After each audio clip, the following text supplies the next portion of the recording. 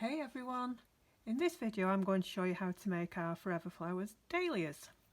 And within the kit you will get everything you need to complete your flowers, which includes your stems, your A petals, your inner cups, your B petals, your C petals and your D petals.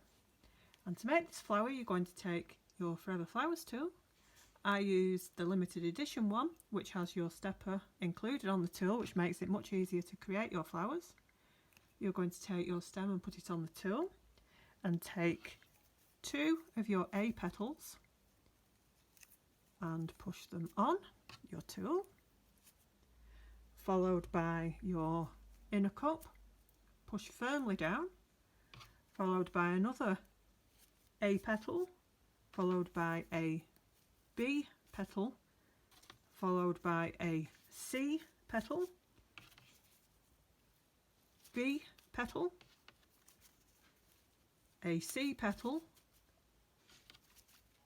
D petal, a C petal, a D petal, finally a C petal, followed by your end cap.